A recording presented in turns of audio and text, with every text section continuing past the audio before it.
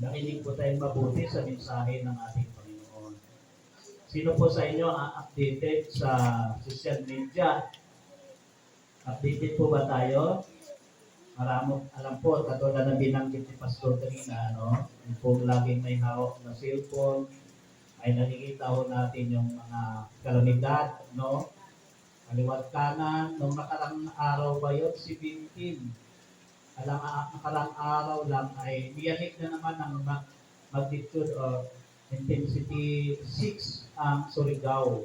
Ang Surigao ho ba ay bahagi ng Davao? Surigao? Bahagi siya ng Davao, no? Or bahagi ng Mindanao, Surigao? Kaya malakas din. Dire 6 ang intensity. At alam natin na meron din ang nag-prophesy na isang, sabihin natin, prophet ito, maaaring may gift of prophet siya, prophetic siya eh. Kagad o, isang negro ho. Evangelical church po siya. At napakaraming hula niya about Philippines. Ito daw, from October hanggang January ay merong mga lindol pa at ang sunod niyang inihula ay Metro Manila ay magnitude 8. Ako ang lakas nun. Napanood po yun? Intensity 8. Wave 1 or 2. Yun ang kanyang hula sa Metro Manila. Hindi po biro yun. Ay yung ang 6 lang eh, 0.9, ang dami ng nasirang gusali. Hindi po biro ang mga kanyang inihula at nilagyan na ng buwan. Kaya tayong mga mananampalataya or sino mang tao ang nakabalita, pwedeng mangamba ang bawat tao. Ang kaibahan lang sa atin mga Kristiyano, meron tayong Diyos na kontrolado niya ang lahat ng bagay. Amin po ba? Yun pong kaibahan sa mga anak ng Diyos at hindi anak ng Diyos. Ang mga hindi anak ng Diyos, sila po'y nangangamba at natatakot talaga sa mangyaring mangyari o mangyari na. Tayo, maaaring meron din tanong, parang nag-isip din tayo.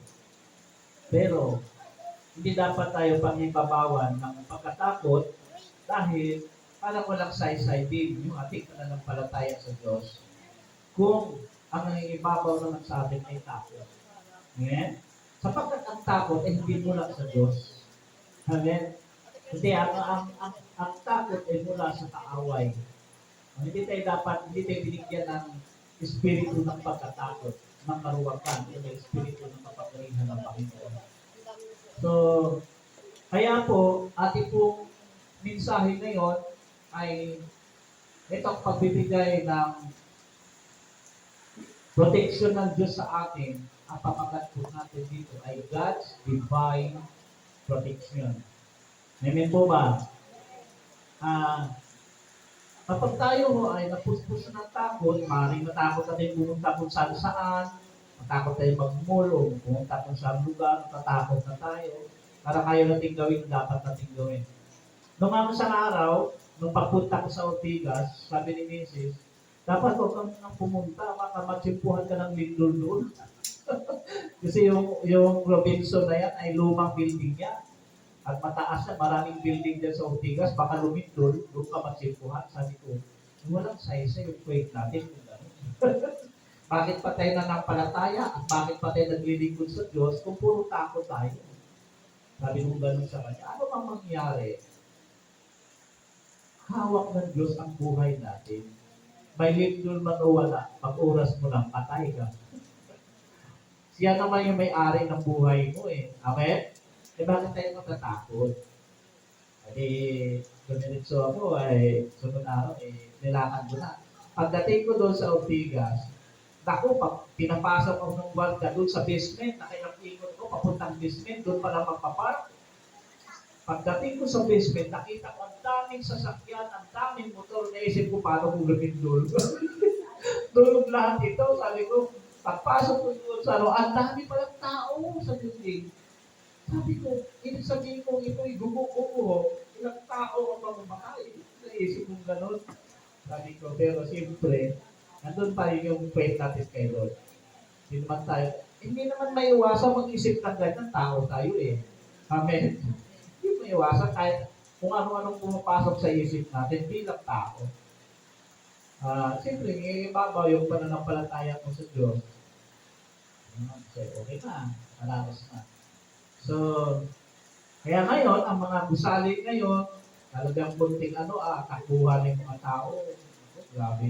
May mga, meron nga sa Pasig na, yung mga school doon, yung mga anak nila, may mga helmet.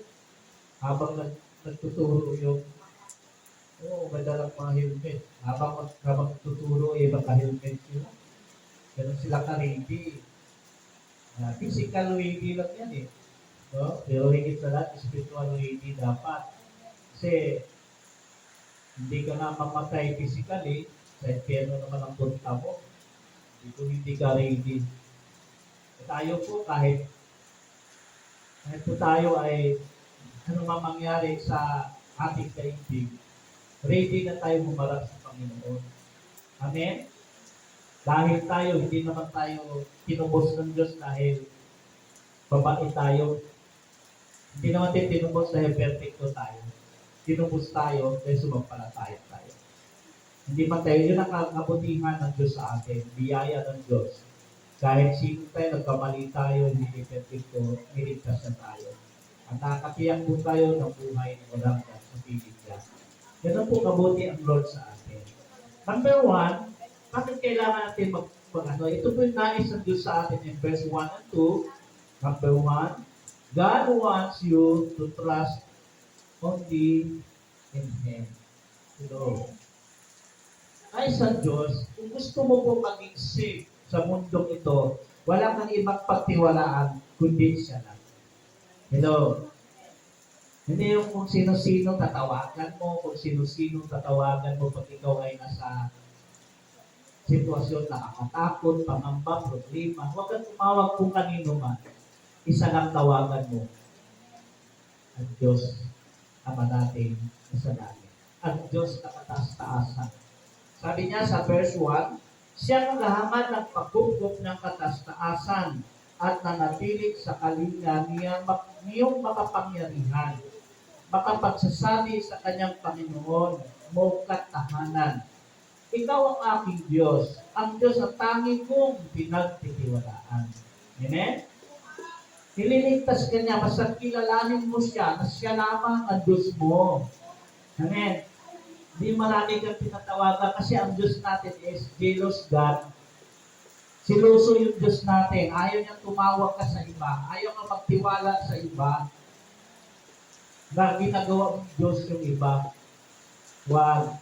Kaya ito nga ang kapahayagan ng isang propeta na ang isa sa kinapuutan ng Diyos sa bawat bansa ay idolatry. Hello. Yun po ang isang kinapuputan ng Diyos na number 1 idolatry. Ano yung idolatry? Sumasamba, dumadalangin sa hindi Diyos. Ngayon kung ang Diyos na tinatawagan mo ay hindi Diyos, ang sabi niya, iingatan ka sa lahat ng pangangil. Hello. Yun yung kondisyon ng Panginoon sa atin. Kung gusto mo po na magkaroon ng divine protection, saan ka man magpunta, nasa mall ka man, pupunta ka man kung saan, makakaasa ka ng pagkalinga ng Diyos na katas-taasan na siya mong pinagtitiwalaan naman. Amen. Wala tayong ibang pagtitiwalaan kundi yung ating Creator. Number 2, thank you, Pastor. Thank you, Pastor, ang ating message. God wants you to remain in His care. And verse 1. Verse 1. Siya naghahanap ng pagkukup ng katas-taasan at nanatiling sa kalinga niyang makapangyarihan. Yung remain, isang bagay na napakahalaga yan. Amen? Na siya lamang, manatiling ka sa Kanya lamang. Manatiling hanggang wakas. Amen? Sabi nga ni Pastor kanina, ano yung isang required para magkamit ng crown or reward? Ang isa po ay remain in Him. Hello? Hindi naman tayo perfect eh. Kung ang requirements ay maging perfect, mag-stop tayo lahat. Tama? Eh, minsan, nadaday tayo ng ating emosyon, nadaday tayo ng ating kahinaan, mag-stop tayo lahat. Kung good works and perfection ang requirement. Ang requirements po is remain in Him. Nagkakamali ka man, nagkakasala ka man, manatili ka lang sa Kanya. Amen? Hindi yung nagkasala ka, nalalayo ka pa. Marami po Kristiyano pag nagkasala, binadjudge na nila yung kanilang sarili. Ayoko nang mag-church kasi di na ako banal. Ayoko nang mag-church kasi nagkasala ako. No, hindi ganun. Ang requirement ni Lord para matanggap mo yung kanyang buhay na walang hanggan, andin yung kanyang mga reward is remain in Him. Hello. Perfect ka man o hindi, manatili ka. Aanhin mo yung mga taong perfect, isang taon, 2 taon, tumalikod naman. Wala rin side-side. Kasi sabi ng Bible, ang manatili hanggang wakas siyang maliligtas. Manatili kang manampalataya sa Diyos at ikaw yung kanyang kakalingan. Huwag kang tatalikod sa Diyos. Amen? Ano mang natuwa ako ng isang araw, nagulat na bigla ako sa post ni Mrs. Nag-post si Mrs. Gulat na gulat ako. Sabi niya, salamat sa asawa ko, sa anak ko, nag-alaga sa akin, kahit ako nag-iisa. Iningatan ako ni Lord sa araw-araw, salamat kay Lord.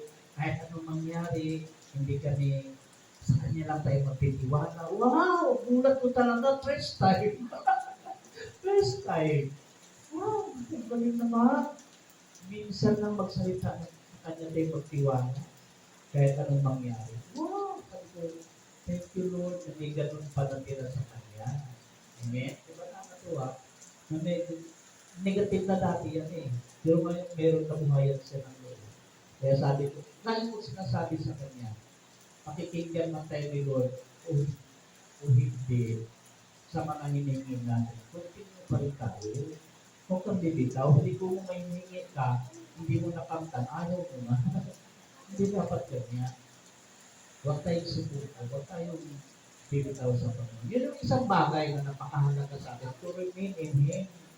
Minsan kasi ang tao, pag may hiningin sa Diyos, hindi nabigo, hindi niya nakamtan, ano ko na, para walang tusi. Hello. Madaling bumitaw ang tao pag nakaranas lang ng sitwasyon na parang hindi ka pinapakinggan ng Diyos, hindi yata ako karapat-dapat sa Diyos.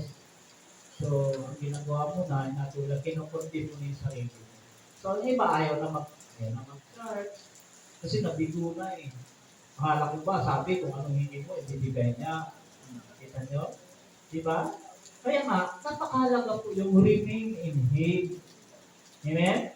Manatili tayo, good or bad man yung sitwasyon natin sa buhay, manatili pa tayo mag-serve. Sabi nga ni Hope sa asawa niya, kaginhawaan lang ba ang tanggapin mo buhat sa Diyos, hindi ba pati kahirapan? Sabi ni Hope, purihin si Yahweh. Kita nyo? Anong naging gantimpala kay Hope? Noong time na yun, yung nawala sa kanya, binublay pa ng Diyos. Yung nawala sa kanya. Bakit? Kahit gano'n yung sitwasyon niya, hindi siya bumitaw sa Diyos. Remain pa rin yung kanyang faith kay Lord. Hello. Yun po yung nais ng Diyos sa atin. Kung gusto natin na manatili sa atin yung divine protection ni Lord sa atin, manatili sa Panginoon hanggang wakas. Huwag yung manatili ka lang kasi ang daming blessing kasi. Kaya okay, ang sarap maglingkod kay Lord. Bakit? Kasi bawat hiningi ko, binibigay niya eh. Kaya no, testingin ka na ngayon, hindi pinagkaitan ka na ngayon. Then binigyan ka pa ng sakit. Problema sa asawa, problema sa mga anak, ang gagawin mo? Naku, di ka lang, medyo laidong na ako. Ganun pa yung faith na yung gusto ng Diyos. Hello, hindi yun ang nais ng Diyos. For better or worse, continue to aspire, remain in Him. Amen? Magtiwala tayo sa Panginoon ng lubos-lubos. Bakit? Minsan yung tiwala natin 50%, 70%. Maglilingkod daw kay Lord kapag maganda yung sitwasyon, kapag pakinggan ako, naglilingkod ako. Pero pag walang balik sa paglilingkod ko, sorry ko na Lord walang balik eh. Ang dami ko lang nilitawan doon eh. Ang dami ko lang inihasik daw. Minsan Lord, financial. Minsan effort. Then walang balik Lord eh. Parang pamit eh. So, hindi mo muna. Di ba? Ganun minsan. Alam niyo po, sa totoo pinagdaanan ko po yun. Sabi ko, akala ko Lord eh. Pag naglingkod sa Lord eh, ganito, ganyan. Bakit ganito ang nangyari sa buhay ko? So, naglaylo ako. Na-discourage po ako. Salamat sa Diyos. Ngayon po, nakapagpatuloy pa rin sa awa ng Diyos. Amen? Na-backslide ako ng ilang buwan ko. Kasi masyado kong binamdam yung aking naranasan na hindi ko akalain maranasan ko. Kaya tayo mga Kristiyano, ang isang sa gusto ng Diyos para ang divine na protection ng Diyos is to remain in Him. Hello? Hindi yung by blessing na. Hindi lang pag sinasagot tayo, okay Lord, sarap ang ito. Pag wala na, so kanya-kanya mo tayo. Parang asawa ni Job. Kita niyo asawa ni Job, yung reaction, mamatay ka na sana, sumpain mo yung Diyos para mamatay ka. Pero nung malakas pa, si Job, marami silang salapi, yung blessing sa kanila ay sobra-sobra. Siguro yung asawa ni Job lagi kasama sa pagpupuri. Di ba? Maring gano'n, praise the Lord, puri kasi ang yaman nila, pinayaman sila ni Lord eh. Nung dumating na inalaw ng Diyos, yung pagsubok sa buhay nila, sabi ng asawa niya, sumpain mo na yung Diyos mo yan. Nang mamatay ko na. Hello, mabilis pa bumigay. Dapat sabi ito sa sarili, anong mangyari mag-ilig ko sa kayo. Amen? Hello, nasabi naman natin sa ating sarili, anong mangyari mag-ilig ko sa kayo. Hindi natin yung kay Lord. Lapakan natin si Lord. God wants you to remain in Him, in His care. Number 3, He will protect you from all dangers. Wow! He will protect you from all dangers. Sabi yan na, kaya ang awit 91, verse 1, thank you po, 91 verse 1 to 3, pakinggan niyo pong mabuti. Ikaw ililigtas niya sa panganib, sa umang nabitag, at kahit ano mang mabigat na salot, di ka magdaranas. Woo! Hello, sino may sabi dito? Yung Diyos na ating pinaglilingkuran. Ikaw ililigtas niya sa panganib, sa umang nabitag, kahit ano mang mabigat na salot, di ka magdaranas. Wow! Si Lord po ang may sabi niya, hindi tao. Eh bakit tayo matatakot? Bakit tayo mangamba? Amen? May hula din si Lawrence yung pangalan niya, prophet na yun. May hula siya. Ito daw dating na 26 is magkaroon ulit ng pandemic. Itong 26. Hindi natin alam kung mangyari. Mga salot. Pero ano sabi ni Lord? Ikaw ililigtas niya sa panganib, sa umang nabitag, kahit anumang mabigat na salot, di ka magdaranas. Hello? Kaya pang gawin ng Diyos to? Amen. Lapakan natin si Lord. God will protect you for us from all dangers. Walang ibang makapag-iingat sa atin. Although may part tayo na pag-iingat. May part tayo. Pero ang talagang, siya po talaga ang lahat ng kahit saan nagpupunta, anumang sitwasyon ng daigdig na ito, iingatan tayo ng Panginoon. Amen. Yan po ang kanyang pangako. Kaya ang awit 91, lagi niyong basahin yung the whole chapter ng awit 91. Yan po yung divine protection ng Diyos sa atin. Yan din ang mag-alis sa pangamba mo, sa takot mo, sa anumang kalamidad, anumang pandemic na dumarating, yan yung salita na yan, panghawagan. Awit 91. Kaya nilagay ko sa itiin yan, 91, 23, kasi the Lord is my shepherd, 23, then yung ating birthday. Yung po yung ating itiin. Awit 91 and 23, the Lord is my shepherd, I shall not want. Si Lord ang pastor ko. Amen? Ganon ho tayo. Hindi tayo matatakot dahil meron tayong pastor. Until si Lord kasama natin. Sabi ni Lord, ako'y kasama niyo hanggang sa katapusan ng sanlibutan. Hello. Siya lang ang ating pagtitiwalaan. Siya lang ang ating paglilingkuran. Ano ang sitwasyon ng buhay, tuloy natin paglingkuran si Lord. Number 4, He will send His angels to protect you. Kita nyo? May mga anghel si Lord para utusan siyang ipadala upang ikaw ay gagabayan. Kita nyo? Ilang libo o ilang bilang ng anghel, sabi doon sa awit, ay sa pahayag, ang anghel ng Diyos ay hindi mabilang sa dami. Yan pong mga anghel, di pa natin naging topic dito ni minsan sa CCMC kung ano ang ministry ng mga anghel. Hindi mo alam na ikaw ay man anghel. Hindi mo alam yun. Sabi ng Bible, bawat isa sa atin may bantay na anghel. Imbes manidisgrasya ka na, siya yung nag-care sa'yo.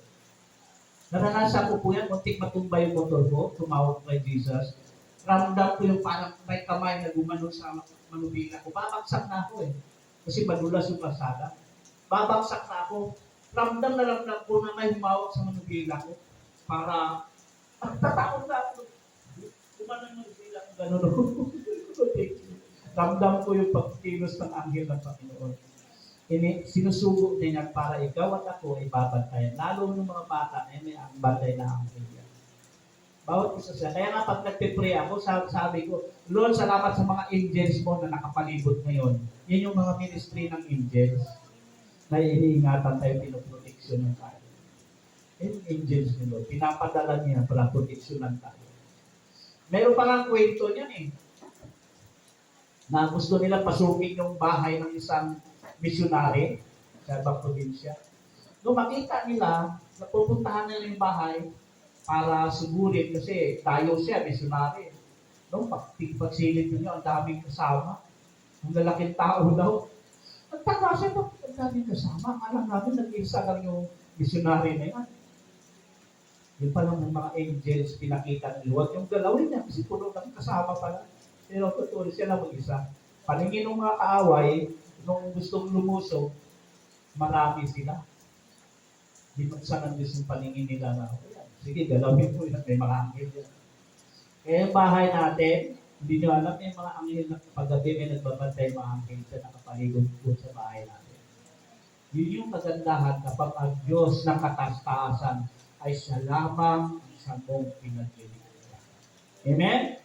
Ang Diyos po ang nagsabi niya at ang Diyos cannot lie. God is cannot lie. Ang Diyos hindi marunong magsinungaling. Kapag sinabi niya, sinabi niya. Hindi siya katulad ng tao. Minsan sinabi, babawitin. Ang Diyos pag nangako, tinutupad niya. Kaya, He will send His angels to protect you. Amen? Pangawakan po natin mga kapatid, wala na dapat katakutan sa mundo nito. Kung meron mang takot yung matitira, walang iba, yung banal na takot para sa Kanya lamang. Sa Diyos natin. He will give you a long life. Wow! Alam po ninyo, hindi lang long life, ang bibigyan niya, eternal life. Amen? Ang sabi ng 16, ito pong, sabi niya, sila'y bibigyan ko't gagantimpalaan ng mahabang buhay at nakakatiyak na tatamuhin nila'y kaligtasan. Wow! Grabe, no? Hindi pa napansin ang paraan para humaba ang buhay. Yung iba, pag nag-birthday, kailangan pansin para pag humaba ang buhay. Hindi po totoo yun. Meron nga na handa ng pansin, may namatay. Ang nagbibigay ng mahabang buhay ay ang Diyos. Hello. At siya rin ang bibigay ng eternal life. Palakpakan naman ito si Lord. Huwag po tayong magsawang magtiwala sa Diyos natin. Huwag tayong mahiyang umawi. Huwag natin siya pagkaitan ng panahon. Hanggang may time tayo kay Lord, gawin natin para sa Kanya. Dahil nangako siya ng isang katerbang pag-iingat, pagpapala, proteksyon sa atin. Hindi na po tayo bibiguin Dahil mahal na mahal tayo ng Diyos. Amin po ba? Sabi nga doon sa salita ni Jesus, kahit isa daw po ay walang mapapahamak sa mga taong ibibigay ng Ama para pangalagaan niya. Amen? Walang mapapahamak. Pero sabi doon, sa liban na lang kung ikaw yung maghahanap ng kapahamakan. Meaning, dapat habang tayo ay nasa kamay ni Lord Jesus, magpapaalaga tayo sa Kanya. Siya yung ating pakikinggan as our shepherd. Amen? Sabi na doon sa John 10 verse 1 to 10, ang tinig daw ho, ang kanyang mga tupa ay nakikinig sa kanyang mga tinig at sumusunod. Kaya habang tayo ay nandito at ang shepherd natin ay ang Panginoon, pakikinggan natin ang tinig niya at siyang ating susundin. Dahil kung hindi, sabi doon, hindi mapahamak ang sinuman, liban na lang kung siya ang umahanap ng kanyang sarili na pahamakan. Alam mo nang mali, yun pa rin, doon ka pa rin namumuhay, hindi na yung word of God, hindi na yung boses ni Lord ang ginagawa mo, doon ang ginagawa mo, baka isang araw mapapahamak ka. Amen? Kaya ang shepherd o ang sheep ni Lord, dapat nakiting nakikinig ng word of God para pamilya natin, yung ginagawa natin, bawat desisyon natin, ay alam natin ito kay Lord, itong desisyon ko. Dahil kung mali yung desisyon mo, baka mamaya tayo rin ang nagpapahamak ng ating sarili. Tama ba? Mahirap kung minsan, di ba? Bakit may mga Kristiyanong napaliwala ang buhay? Sa tingin ninyo. Kasi maling desisyon. Ang problema kasi, pag tayo ay nag-desisyon ay mali, ayun na, ang dami ng madadaan. Kasi, nagbadali kami, kasi, puro kasi. So, ang totoo, siya yung mali na desisyon. Kaya napahamak na pariwara ang buhay nila dahil sa wrong decision at hindi natin napakinggan ang boses ng shepherd. Tama po ba? Ayaw ng Diyos, ni isa man mapahamak sa atin. Physically, spiritually. Naniwala po kayo? Naniwala po kayo doon? Isa man ay wala po, hindi po kalooban ng Diyos na mayroong mapupunta ng impyerno. Naniwala po kayo? Hindi yung will ni Lord na may tao kahit isa ay mapunta ng impyerno. Lahat gusto niya maligtas. Pero bakit may mapupunta? Because of freedom. Wrong decision. Wrong choice. Amen? Kaya tayo mga kapatid, hindi tayo perfecto, pero tiyakin natin yung choice natin everyday ay will ni Lord. Kasi pag ang pinipili mo ay hindi choice, hindi ito word ni God, hindi ito will ni Lord, may consequence po yan. Na paring maging dahilan pa yan para humina ang faith mo. Kasi nagulong decision ka eh. At may epekto yan sa faith mo. Kaya, bakit tayong tinuturuan ng word of God? Bakit laging may Sunday school? Bakit laging may preaching? Para mapapit tayo ng Word of God, para laging marinig mo ang Word of God na siya mong pipiliin sa bawat desisyon mo upang hindi ka mapahamak. Tama ba? Kaya pag mali ang iyong desisyon, huwag mong balikan si Lord. Huwag mong sabihin, Lord, bakit ganito buhay ko? Anak, narinig mo na yan na mali, ginawa mo pa rin. Hello. Amen ba? Tama ba? Then anak, nagsisi ka, matatawarin kita ulit. Balik ulit na. Ganun lang ang sabihin ni Lord. Kaso, may epekto yun sa buhay mo. Yung wrong decision mo, may epekto yun. Maring mag-weak ang faith mo, hihina ang faith mo, kasi nakagawa ka ng wrong decision. Katulad nga nung ating Sunday school, pag once mali ginawa mo, pwede ka nyo makarating sa finish line. Lalo kung hahatulan mo yung sarili mo. Amen? Kaya tayo po, huwag tayo matulan ng ating sarili sinuman. Magkamali tayo, huwag natin hatulan ng ating sarili. Kahit yung kapwa natin nagkamali, huwag natin hatulan. Amen po ba? Dahil di naman tayo ang Diyos. Hello? Lahat tayo nagkakamali. Nobody's perfect. Kaya nga, lagi tayo nabibigay ng chance sa Mahirap lang kung alam mo lang mali, tuloy-tuloy ka pa rin po. Mahirap yun. Isang araw, parang masasanay ka nang wala ang Diyos sa buhay mo. Kahit walang Diyos, nag-enjoy naman ako eh. Diba? Minsan gano'n. Kaya nag-enjoy, pero di mo alam yung buhay na yan, sa araw, mapunta ng kapahamakan. Kung tutuloy-tuloy ka sa mali. Laging po nating piningin na ang divine protection ng Diyos sa atin ay mananatili.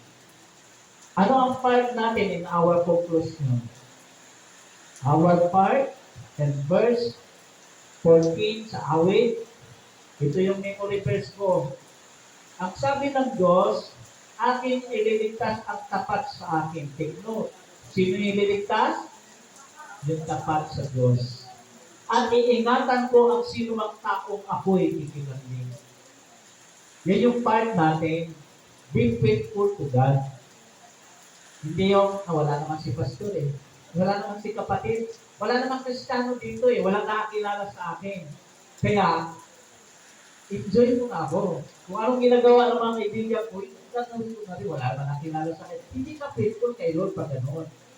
Kaya mga pala, namumuhay ka Kristiyano. Pag may kasama kang Kristiyano, paano kung wala nakilala Kristiyano ka? Di ba? Gagawin mo rin kasi wala nakilala siya. Kasi pag Kristiyano ka, kasi mahihiya ka, makiisa sa kanila. Makakatsawa ka nila, Kristiyano ka, tapos sinong ka rin, maglalasing ka rin. Eh kung hindi ka lang pakilala Kristiyano, wala silang sasabihin sa'yo eh.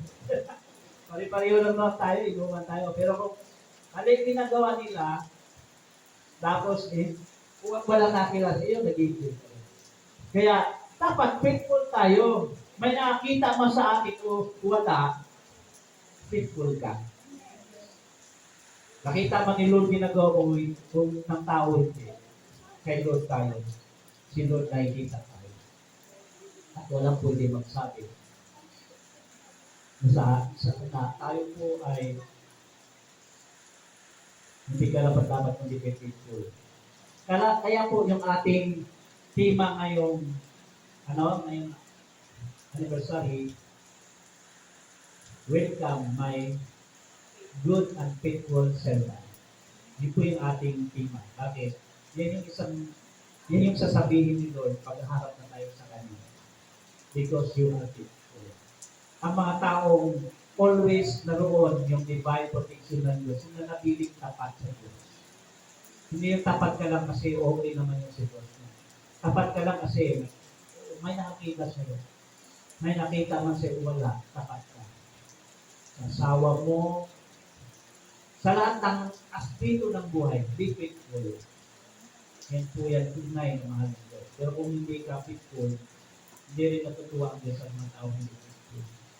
Amen po ba? Our part is to always faithful to Him. Palakpakan na din siya. Awit tayo ba? Tayo po ay tumayo at ahulugan natin ng isang papuri ang ating Panginoon.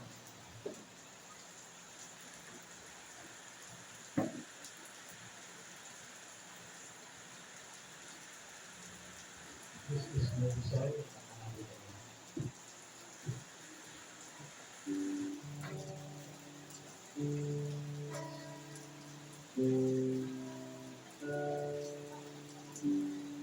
This is my desire to honor you, Lord. All my heart is in you.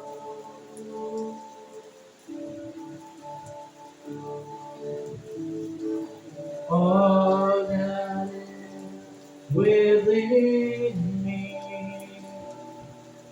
I give your all I have is in you.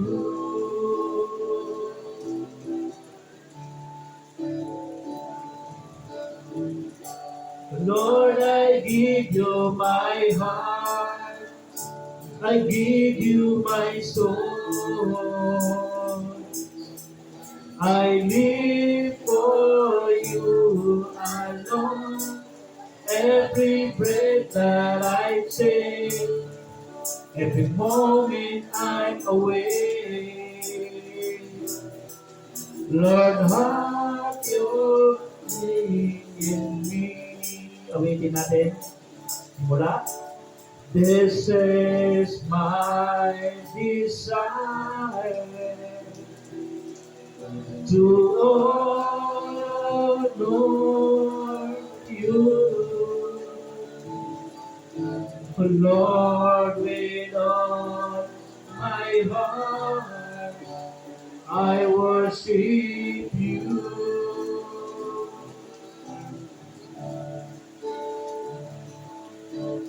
All I have within me, I give you praise. All that I adore is in you.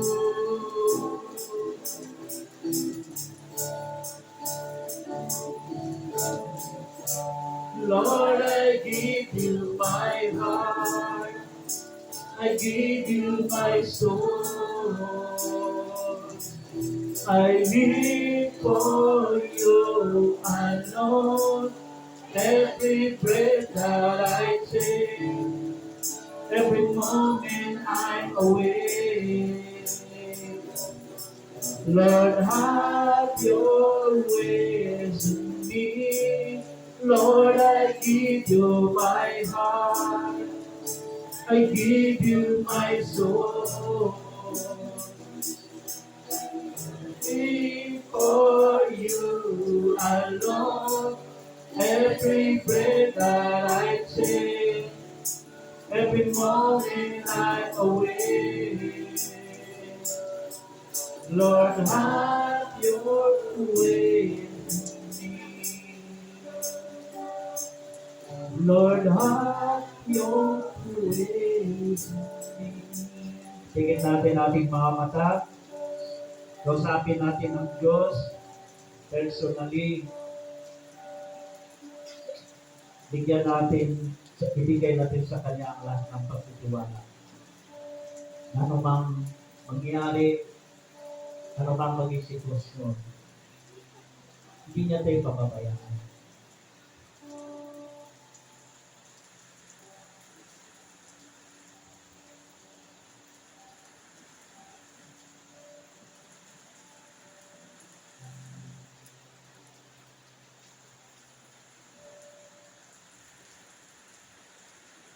Patuloy mo ilagay sa dakilang Ama sa puso namin ang lubos sa pagtitiwala sa iyo, Lord. Ano mang sitwasyon, ano mang mangyari itong sa daigdig na ito, Lord. Mayroon mang kalamitan na darating kung inyong luluubin. Ikaw lamang, O Diyos, ang makapag-iingat sa amin. Alisin po sa aming mga puso ang pangamba, takot, o mga nababuhay ng mapayapa, punong pagtitiwala sa inyo. Pagdagan ng mga batang ito, nandito sa harapan, malili pa po sila. Dalangin ko po, sa edad nilang yan, magkaroon na po silang pagtitiwala sa iyo. Alisin mo silang puso, ang takot sa kanyang mga narinig sa paligid. Ganyan po ang bagso sa amin, Lord. Lagay mo sa aming puso ang banal na takot sa iyo upang sa kayo makapamuhay po kami, makapagbigay kami ng honor sa iyong paningin. Maraming salamat, Father God, na ikaw nangangako sa amin, hindi mo kami iwan, hindi mo kami pababayan. Thank you so much, Lord. Sa pangalan ng Jesus, everybody says, Amen at Amen. Palakpakan natin si Lord. Glory to the living God.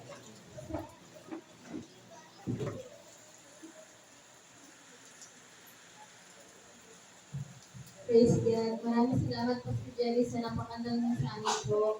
Ngayon po dadako tayo sa operatory. Natawagan ko po si Mama Malo.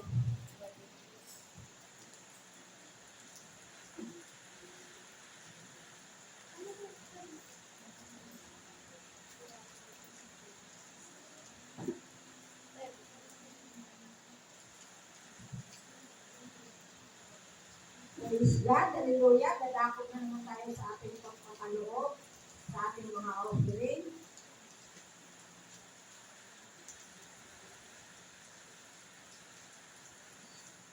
Tumayo tayo, hawakan natin ang ating mga kaloob at ating pagpakaloob sa ating buhay ng Panginoon.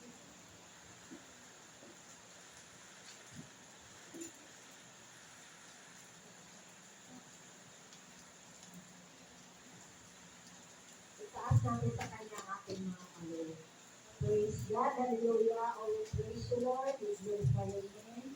We exalt you, Father, hallelujah, hallelujah. Ama namin banal, sa pangalan ng Panginoon Hesus, salamat po sa umagang ito, patuloy ka namin pinupun, patuloy ka namin pinasalamatan, dakila ka sa buhay namin, Lord Jesus Christ, hallelujah. Ama, nandito ang mga kaloob ng iyong mga anak, Lord. Ibig mo po, Ama, ang mga kamay na mapagbigay, Lord Jesus Christ. Kung ano ang mga susunod nila, Lord, hallelujah. Kung sa pagpatrabaho, Ama, ingatan mo, Lord, sila sa pagpunta at pag-uwi sa trabaho, Lord. At ibig mo po, Ama, ang mga kumpanya nila, Lord, na lalo sila, Lord, makaasan ng mga sahod, Lord Jesus Christ. At kung sa pag-business ng Ama, ibig mo po, Ama, ang mga business ng iyong mga anak, Lord Jesus Christ. Na lumago ito, Lord, at mananatili, Lord, na makasupport sa amin mga pangangailangan araw-araw, Lord Jesus Christ. Wala kami magawa, makulap sa aming buhay. Kung sa mga anak ko, Lord, na nangangailangan, Lord, ng trabaho, Lord, matagpuin mo, Lord, ang ilang pangangailangan, Lord, na matagpuan nilang trabaho, Lord, na hindi saklaw, Lord, ang araw ng linggo, Lord. Ito ang araw na aming kapupulihin sa Panginoon, sa banal ng pangalan. Lord, pagpalain mo, Lord, ang mga kaloob na ito, Lord, o magamit ito, Ama. Sa tamang paggamit, Lord, Jesus Christ, hallelujah. Lalo na, Lord, sa pagpalaganap ng iyong kaharian dito sa lupa, Lord, Jesus Christ, hallelujah. Naabot namin ng mga kaluluwa na hindi pa makakakilala sa iyo. Lord, ibig mo po, Ama, itong mga kamay na napagbigay, Lord, na aanin sila, Lord, yung mga dulo-dulo na pagpapala, spiritually, materially, at physically. Lord, salamat. Ang lahat ng kapalihan ko, salamat sa tanong ng pangalan ng kapangyarihan, sa pangalan ng Panginoon. Amen and hallelujah.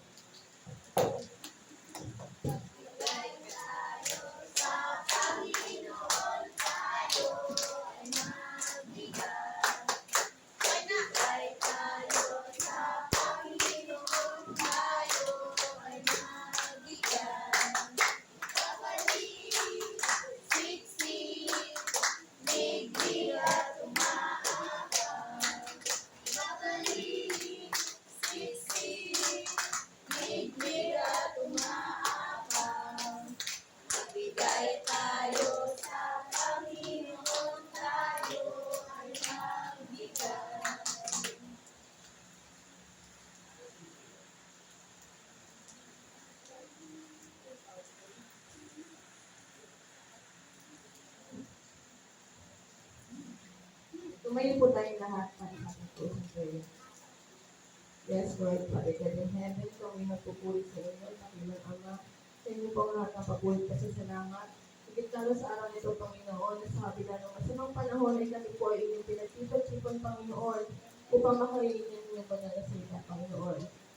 Salamat po sa pagpapaalala sa amin na kayo ay nariyan, Panginoon, anuman ang pagsubok o suliranin, o anuman trahedya, Panginoon, na nangyayari sa mundo ito, Panginoon. Kayo ay nariyan upang kami gabayan at ingatan, Panginoon. Salamat po sa inyo. Walang hanggang pagmamahal sa amin, Panginoon. Kahit kami ay hindi dapat, Panginoon. Kayo ay hindi nagbabago noon, kailanman, Panginoon. Kayo ay tapat, Panginoon. Maraming salamat po sa inyong pag-ibig at paggabay sa bawat isa sa amin. Salamat din po, Panginoon, sa mga taong ginamit ninyo, Panginoon, sa aming gawain ngayon, Panginoon, ngayong umaga. Salamat po sa hanggang matapos po ay naitawid po namin ang aming mga gawain, Panginoon, para sa inyo. Sa amin pong pag-uwi ngayon, Panginoon, kami po ay inyong gabayan, Panginoon, na ang bawat isa, Panginoon, ay makarating yung ligtas ng bawat amin, Panginoon. Salamat din po sa pagpapaalala sa amin na pagiging tapat, Panginoon, sa inyo. At hindi pagsamba ko kanina, kundi sa inyo lamang, Panginoon. Kami po ay inyong iingatan at gagabayan hanggang sa aming dulo ng buhay dito sa mundo ito, Panginoon. Muli po, maraming salamat. Sa inyo po ang lahat ng papulit po sa salamat sa pangalan ni Jesus. Amen.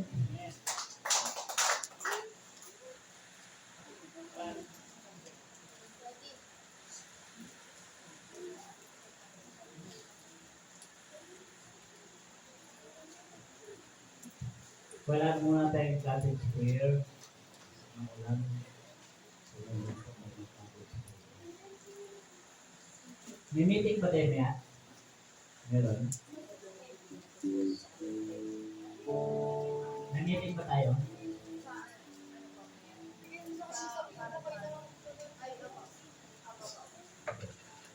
Okay, tante mo yan pa.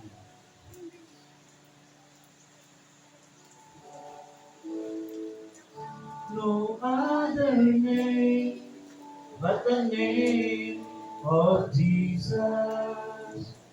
No other name but the name of the Lord. No other name but the name of Jesus. His worthy of glory, His worthy of honor, His worthy of power and all of praise. His name is exalted far above the earth. His name is high above the heaven. His name is exalted far above the earth.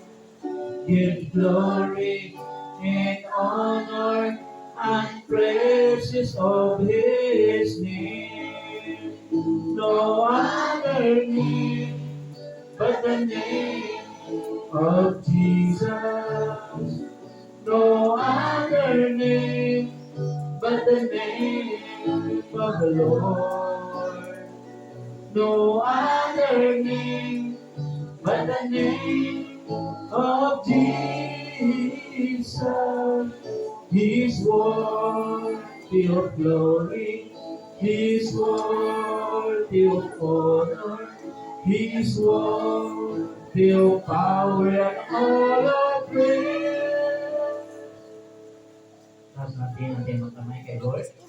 Father God, muli po ninyong paspasan kami. Alam po namin masagana ka po. Sabi mo sa Philippians 4:19, at buhat sa kayamanan hindi maubos, binigay mo ang lahat ng aming pangailangan sa pamagitan ng Kristo Jesus na aming Panginoon. Ikaw po ang Diyos na mayaman, saganang magbigay. O Diyos, basbasan mo ang dakilang Diyos ang aming mga kalusugan, aming mga physical Lord. Basbasan mo. Kung may nakita ka po sa amin, may sakit, karamdaman, ikaw po ang magbabasbas upang gumaling po kami. Proteksyonan mo kami, Panginoon, ang aming mga physical laban sa lahat ng uri, sakit at karamdaman. Hindi po, Diyos, sa aming spiritual na pagkatao, higit sa lahat, inyong paspasan, inyong pagtibayin, inyong pag-alabi, upang makapagbigay kami ng kaluguran sa iyong paningin. Dakilang Diyos, kayo din po ang aming mga material needs. Father God, sino mang may mga business, inyong paunarin. Father God, sino mang walang trabaho, bigyan niyo po trabaho. Sino man nagtatrabaho, Panginoon, increase mo ang kanilang mga sakit. Pagpalain mo kami, dakilang Ama, sa lahat ng aspito ng aming buhay upang maging pagpapalain po kami sa iba. Ang Ama, Anak, sa pamagitan ng Banal na Espiritu Santo. Everybody says, Amen at Amen. Bless everyone. Gamayan tayo.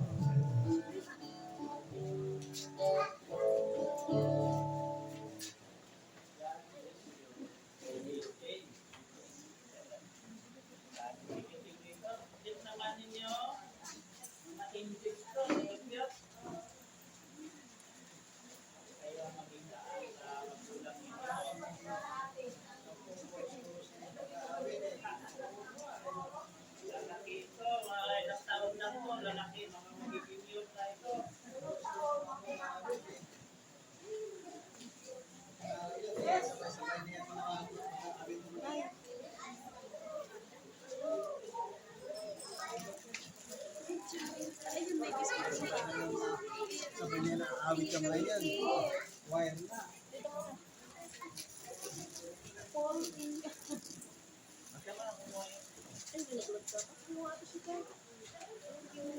Iniwan ka pa. 300 ko kulang. Ay, sige. Ulipin na ako.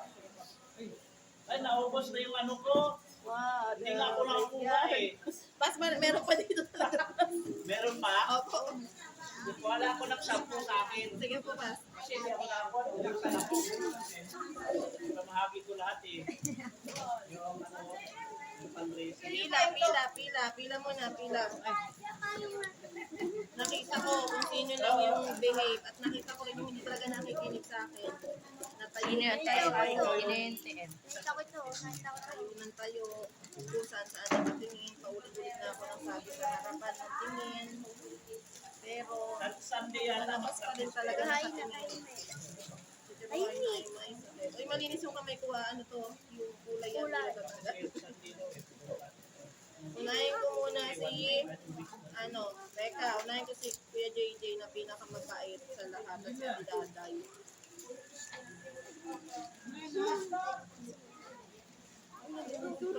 Sorry naman. Ate Daday talaga yung tahimik kanina. At saka si Ate Ruhay na napakabihib kanina.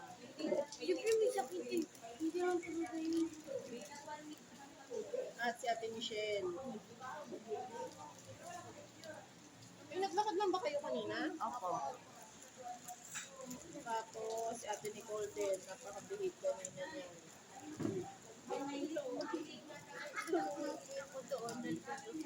Kuya Joe, ang talagang bihig din. Joe, kay Joe. Bigyan niyo muna kay Kuya Joe. Dalawa na yung stick yung binigay ko sa'yo. No? Tapos si Ate Jana. Hindi, malaking din kanina sa kalito. Si Ate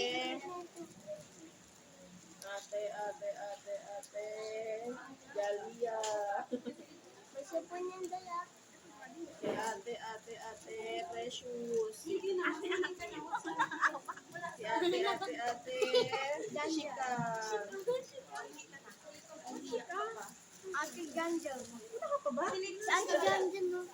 Improving nga to, Sister Ate Em. Janjan. Ayaw man hingi. Ako Ate pinapahingi. Tete. Ate Janjan. Si Kuya Lexus. Saan Balik sila ako pa? na Kuya Lexus. Ay, kasi wait lang kasi.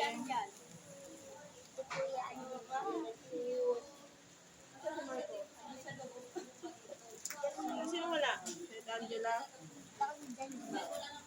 Oh, kahit hindi nakikinig, pag ganito ba sa bahay kay Jaya, kung saan nakatingin yan. Nangungurot yan.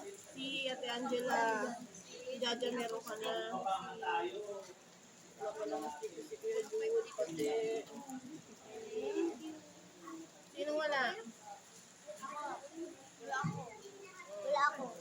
Wait lang, tatanong ko may practice tayo ha. Wait lang, sabay kayo pati Nini ha.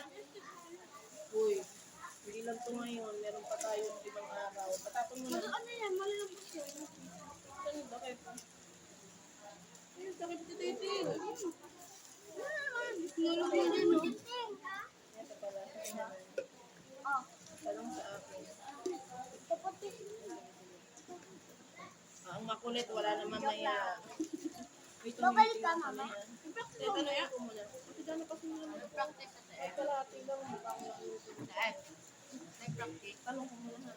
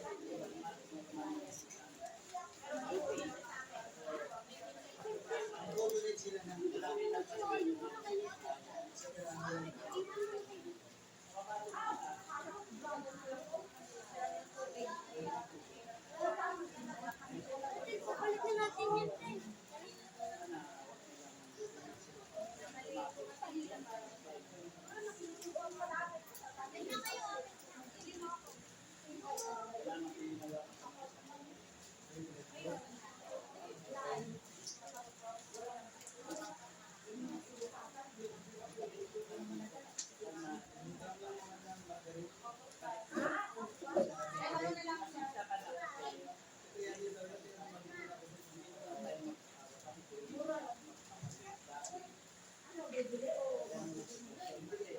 Paano na po yung pag natutunan kasi, nangyari, wala tayong gawa. Na, gawa lang. Na, halimbawa, buwan, sila sa para ma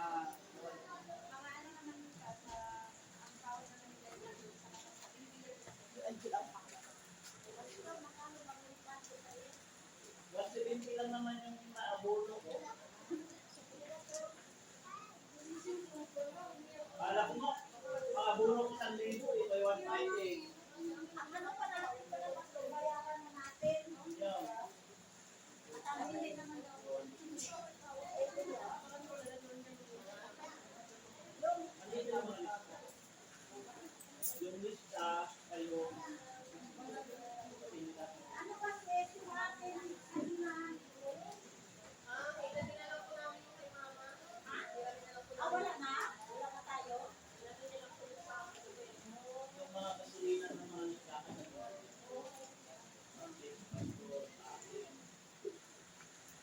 Buti na, 3,000 lang na ano natin. Kala ko ako ng 5. Tama yung sabi ni Kuya Pampi na 3 lang na.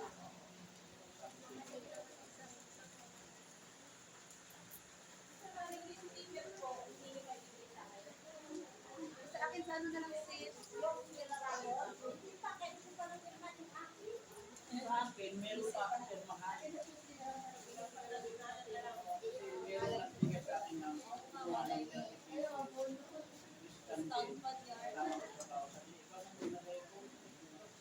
Kaya, lalagyan mo pa lang ng Paano Merkulis ko na lang ulit mo kasi hindi pa rin nila.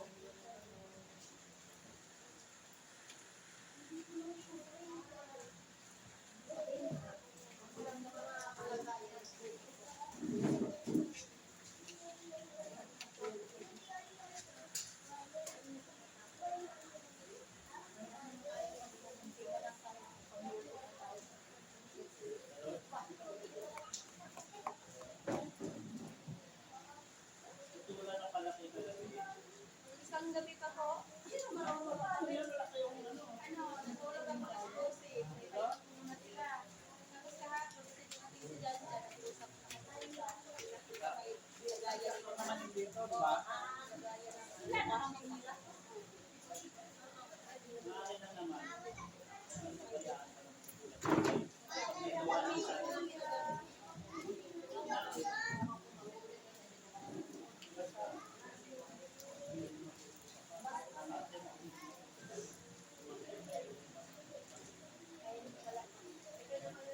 Basta kanya tayo mag-usap, sinalaman na natin yung kumakain talaga yung mas natin. Yung namin class talaga yung bill. Yung tayo ko wala, 540, hindi na natin lang sabi kumaba. 550 ko sa inyo na resibo. Malaro lang ng 475 to 500 plus. Pag magpaulan, Mababa po talaga. Hindi